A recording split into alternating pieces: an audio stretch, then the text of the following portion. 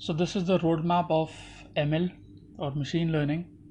Machine learning is divided into two parts, supervised learning and unsupervised learning. And each learning is further divided into two parts. Supervised learning has regression and classification, and unsupervised learning has clustering and association. And each category has certain algorithms under it. So we'll deal with them one by one. And this is the workflow.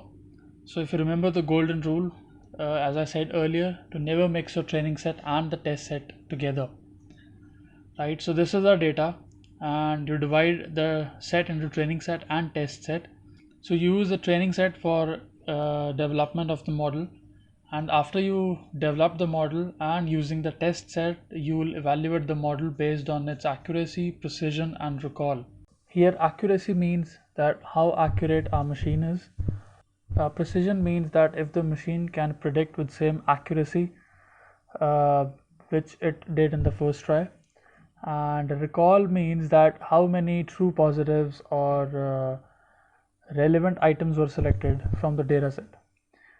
In this lecture, you learn about accuracy, and for precision and recall, it will be available in our advanced machine learning program. And for more details, please check our website. The link will be in the description box below.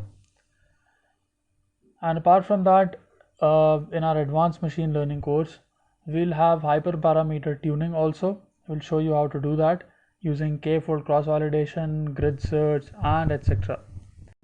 So now we'll see what is a supervised learning. In supervised learning, we train the machine using some data set, and then we'll provide the machine with a new data set and ask the machine to analyze it. For example, if we have a basket of fruits in which we have different kind of fruits, so we'll give the data to the machine that what exactly apple look like, what is its color, was it its size, and what is the difference between an apple and a banana. A banana is yellow in color, an apple is red in color.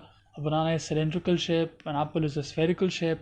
So these are the data set, these are the data which we give to the machine, and then we train the machine using these data sets. And after the machine has been trained, we'll test the data set and we'll test its accuracy or performance by giving it the new data set, and we'll see that how exactly or how accurately the machine can classify between two different fruits. Now, the supervised learning is further divided into two categories, that is regression and classification.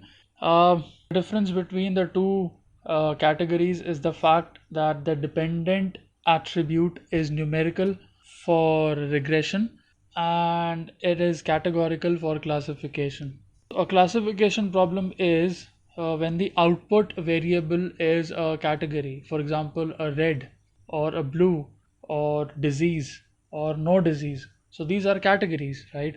A classification model attempts to draw some conclusion from observed values, and regression on the other hand is when the output variable is a real value or a continuous value such as salary or weight. So now we'll start with regression, and inside the regression we have around 5 algorithms in regression, but in this lecture I'm only gonna show you the two most common regression algorithms. And if you want to learn more about the regression algorithm, please check our website. The link is in the description box below. So first off, starting with simple linear regression. Linear regression models are used to predict the relationship between two different variables. One of the variables is called the dependent variable that is being predicted, and the other is called the independent variable, which are used to predict the values of dependent variable. And each of those observation consists of two values, independent variable and dependent variable. And in the simple model, a straight line crossing through the data points, it approximates the relationship between the two variables. Let me show you how. So this is the formula of simple linear regression. Y equals to mx plus or b0 plus b1x. It is the same formula as a straight line which you might remember. Here y is the dependent variable, x is the independent variable, b1 is the coefficient and b0 is the constant, just like a simple line. So this is a simple example I'm taking between the salary and the experience. So here once you gain enough experience, your salary also increases. So here experience is the independent variable and salary is the dependent variable which we are going to predict. So as you can see, these are the data points, or you can actually think of it as a real values. And this data point has a very less experience and has a very limited salary, but this data point has a very high experience and has more salary in comparison to this data point. These are the data points or the real values, and we have this formula y equals to b0 plus b1x. Here y becomes the salary and x becomes the experience, and this is a straight line passing through the data points. First of all, we need to see what exactly is b0. b0 is constant here, so this point here acts as a constant value, which is, let's suppose, 10,000. So for example, if a person have zero experience, the minimum salary he will get is 10,000, and this here b1 is the coefficient of experience. So for example, if the person has 1 year of experience, or if a person gains 1 year of experience, so how do we calculate the salary is, we draw two lines from this point to this point, up to this line, up to the regression line, and then draw the line to the y-axis, and we'll calculate this amount of change. So whatever this portion of change is, that so he will gain this amount of salary in this year of experience, right? So that is what b1 gives you or tells you. And one of the so what exactly we do here with the regression line is we try to minimize the distance between this point, the real value, and the predicted value. So line here, as you can see, this is called the regression line. The regression line tells you the prediction or predicted value based on experience, right? And you will calculate the salary. So what we're trying to do here is we try to minimize the distance between these 2 points, the actual value and the predicted value. So the minimum the distance between the 2 points is, the closer it is or the machine is to the prediction. So we use ordinary least square method so that we can reduce the distance, or we can find the minimum regression line that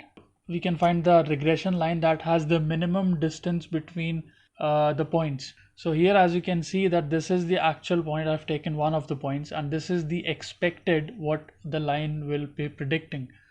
The distance between the two is calculated as the sum of yi, that is the actual, minus y, that is the expected, and we take the square of it, and it should be minimum.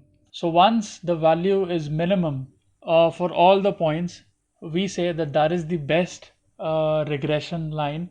And once all the values is minimum, so we can say that the prediction is actually correct, is closer to the actual value. Now we'll see a case study of the simple linear regression. The problem statement we have is, you have been given the experience of the person in years, and we need to predict the salary. So here experience becomes the independent variable and salary becomes the dependent variable. And because we have only two variables to play with, one is independent, one is dependent, so we'll use the simple linear regression. And let me show you how to do that with the code. So this is the data set to which we are going to apply the simple linear regression algorithm. So as you can see, it has only two columns, years of experience and salary. Here years of experience is an independent variable and salary is a dependent variable or dependent column. And we are going to predict salary because it's a dependent variable using years of experience. And so here is the code, and rest of the codes is almost the same. Importing the libraries, importing the dataset, then you have to split the dataset, then all that method, right? It would be the same. So first of all, importing these three common libraries, and then we are saving the dataset the salary underscore data.csv in the dataset variable, and the first column would become the independent set and the salary will become the dependent set. Now we have to split the data set. There is no missing values in the column, so no need to impute anything. We'll just directly split the data set, and so the method is same, using the sklearn.model selection library and calling the train test split method and dividing the test size into 1/3 of the total data set, right? And no need to use feature scaling because because we have only one column. Now we'll fit the simple linear regression to the training set. So for that you need to call the library sklearn once again and dot linear model. So this is the library, and from that library we will call a linear regression. The method name is linear regression, and then using the linear regression creating an object for that, that is regressor, and we are first of all fitting the independent training set and the dependent training set. Remember that the machine is trained only using the training dataset and machine is test using the test dataset. So that is why we are here fitting the independent training set and dependent training set, because these both are the training sets. So using this regressor object to fit the model, to fit the dataset, right? And now we are now it's done. So the training dataset has been fit to the model. Now we are actually going to predict the model or predict the data set. So what we'll do here is we'll pass the independent data set. So here independent data set, that is independent test set. So I'll tell you once again, if you are still confused, that we have divided the data set into two parts, training set and test set. Training set is again divided into two parts, independent training set and dependent training set. Independent training set is the first column, that is the experience, and dependent training set is the second column, that is the salary. And now we are going to predict the test set. Test set is divided into two parts again, independent test set and dependent test set. Independent test set is the experience column from which we are going to predict the test set, that is the salary, right? So training set is used to train, test set is used to test. So once the model sees that if these are the experiences, this is the salary. So once the model has been trained on that, so now we'll use that data to predict it. So to predict it, we will call the object, that is regressor dot predict method. Once again, predict is the method to predict something. In this case we are testing, we are predicting the independent as the experience in it. So applying the predict method and storing it in a variable called dependent predict. So once you run it, this is the dependent prediction. So this is the prediction the machine has made, and this is the actual value. This is the real value. This is the prediction. So as you can see, the first result is 40,835. What machine has predicted. The actual is 37,731. I would say it's close, but it's not actually accurate. So, but it is close. The next is 123,079.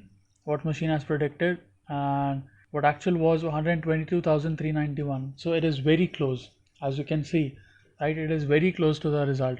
So it has made some good predictions, off the chart predictions. Well, I would not exactly say off the chart, but the difference is more. But this is considerable amount. And remember, because we have very short data set, so accuracy will increase once the data set increases. So if you have 10,000s or 100,000s values in a data set, the accuracy will automatically increase. So now that's it. This was using the simple linear regression, that how the machine can predict the variable and how the values has been predicted as opposed to the actual output. So now I'll show you how to visualize the data set.